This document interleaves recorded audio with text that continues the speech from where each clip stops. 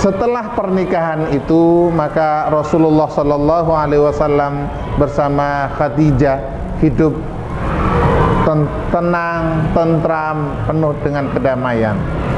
Akan tetapi di samping itu ada hal yang selalu menjadi pikiran dari Rasulullah Sallallahu Alaihi Wasallam. Apa itu? Rasulullah Sallallahu Alaihi Wasallam selalu memikirkan keadaan orang-orang atau penduduk Mekah pada waktu itu, di mana penduduk Mekah pada waktu itu penuh dengan kebodohan, dalam arti akhlaknya sudah tidak karu-karuan, bahkan hukum rimba pun sudah menjadi hal yang biasa. Siapa yang kuat, dia yang berkuasa. Siapa yang kaya, dia yang berkuasa. Maka Rasulullah tidak henti-hentinya untuk berpikir, kenapa hal ini bisa terjadi seperti ini.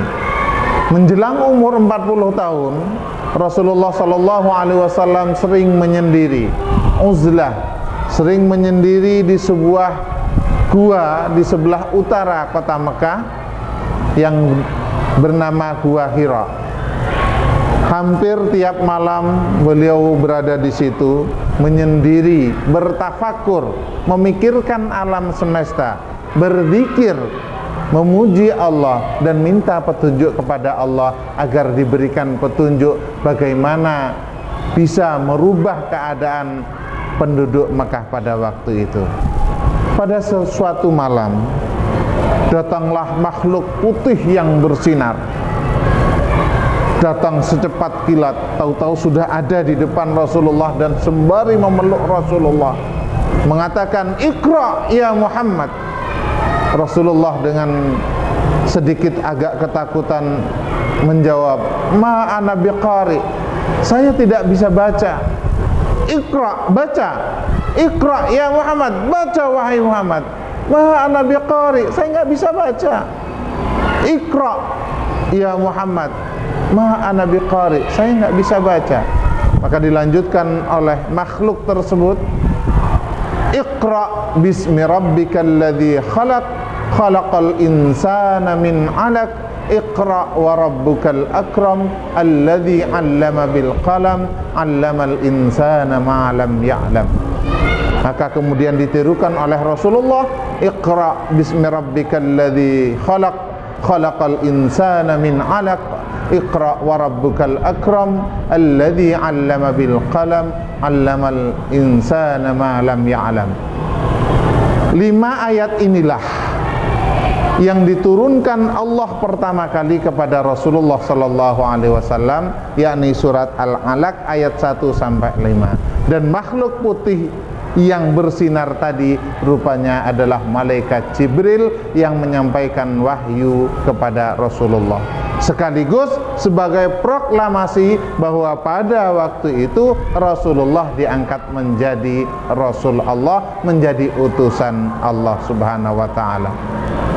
Setelah itu maka kembalilah yang namanya malaikat Jibril ini menghilang dari hadapan Rasulullah Sallallahu Alaihi Wasallam, dan Rasulullah kemudian turun dari gua itu pulang ke rumahnya dalam keadaan menggigil. Dan ketika Allah menurunkan surat Al-Muddatsir ayat 1 sampai 7, maka mulai sejak itu Rasulullah Sallallahu Alaihi Wasallam berdakwah kepada orang-orang sekitar beliau, keluarga terdekat beliau, sahabat terdekat beliau.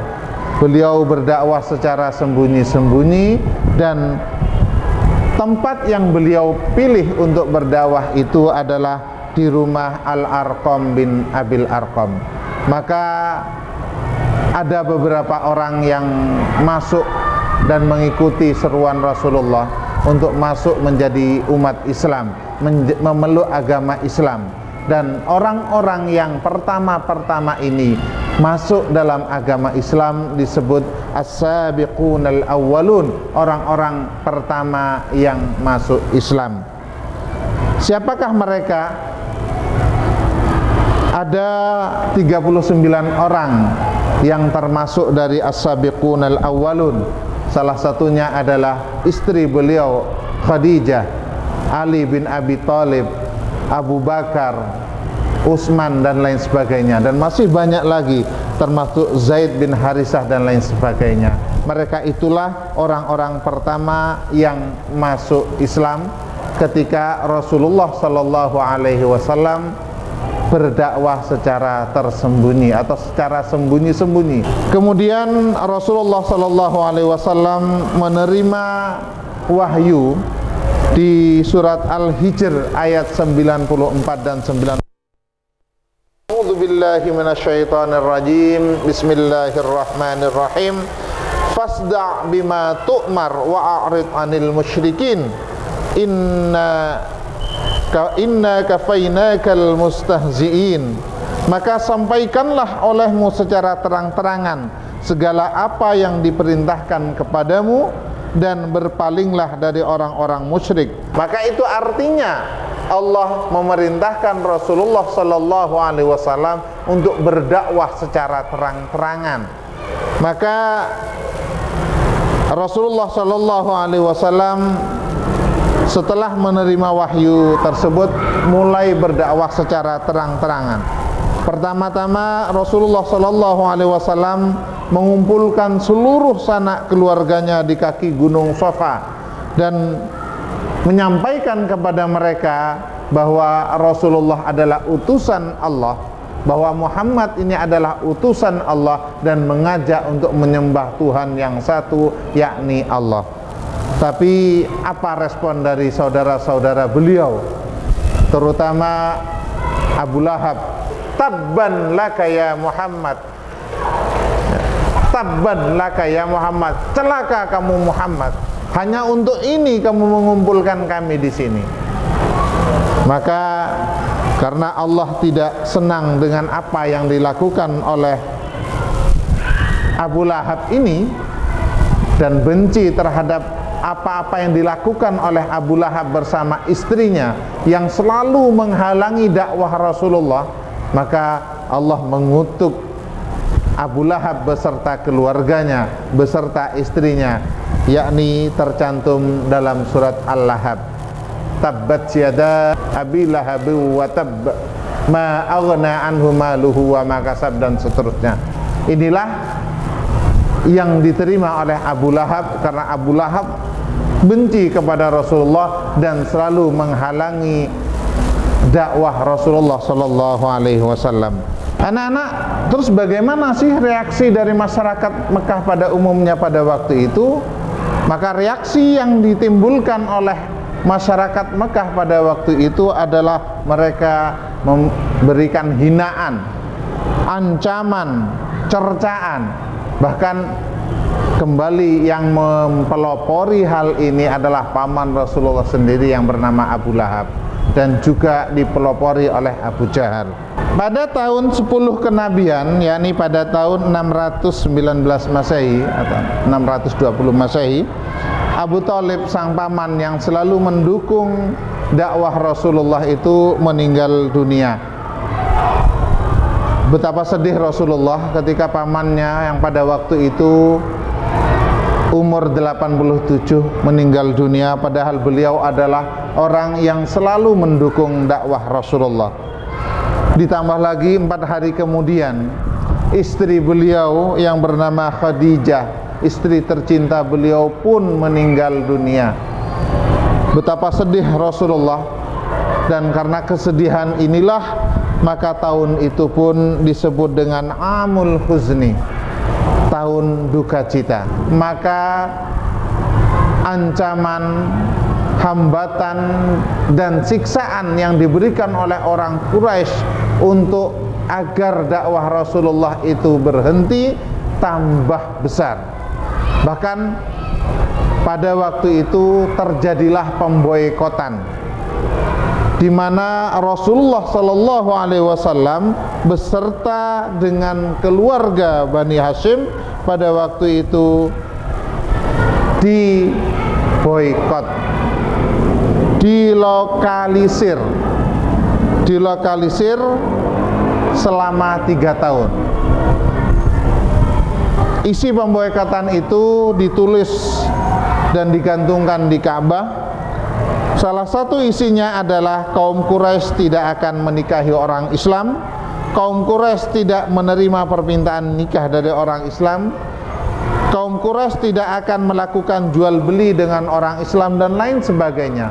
Sehingga selama 3 tahun kejadian pemboikotan itu, hidup Rasulullah SAW begitu memprihatinkan, begitu sengsara. Bahkan diceritakan pernah sampai makan rumput. Karena apa? Karena makanan dari luar Bani Hashim dan Bani Muthalib itu tidak diperkenankan untuk membantu dari Bani Hashim dan Bani Muthalib. Tapi setelah 3 tahun, undang-undang pemboikotan yang digantung di dinding Ka'bah itu robek dan dimakan rayap, maka bebaslah Rasulullah SAW dari pemboikotan itu. Anak-anak, karena begitu besarnya hambatan dan halangan serta siksaan yang diberikan oleh orang-orang Quraisy, dan melihat Islam tidak berkembang dengan pesat di Makkah Al-Mukarramah, maka Allah Subhanahu wa taala memerintahkan Rasulullah sallallahu alaihi wasallam untuk pindah ke Madinah. Pada waktu itu namanya Yasrib. Inilah kisah dari perjuangan Rasulullah sejak lahir sampai beliau mendapatkan wahyu, kemudian menyebarkan agama Islam. Ketika beliau berada di Mekah sebelum hijrah ke Madinah. Lalu apa misi dari Rasulullah sallallahu alaihi wasallam di dalam menyebarkan agama Islam di kota Mekah itu? Yang pertama adalah misinya mengajarkan untuk tauhid. Tauhid itu adalah mengesahkan Allah, menyembah hanya satu Tuhan, yakni Allah Subhanahu wa taala. Qul huwallahu ahad, katakan bahwa Allah itu satu. Allahus samad, Allah tempat bergantung. Yang kedua, misi Rasulullah sallallahu alaihi wasallam adalah menyempurnakan akhlak. Seperti yang sudah saya jelaskan tadi, bahwa akhlak orang-orang Mekah pada waktu itu sangat bobrok, sangat hancur, sehingga dikatakan dengan zaman jahiliyah. Rasulullah sallallahu alaihi wasallam bersabda, "Innama bu'ithtu liutammima makarimal akhlak." Sesungguhnya aku diutus oleh Allah adalah untuk menyempurnakan keutamaan atau keluhuran dari akhlak. Yang ketiga, misi dari Rasulullah sallallahu alaihi wasallam adalah sebagai rahmatan lil alamin. Rasulullah sallallahu alaihi wasallam diutus ke dunia ini adalah sebagai rahmat bagi seluruh alam.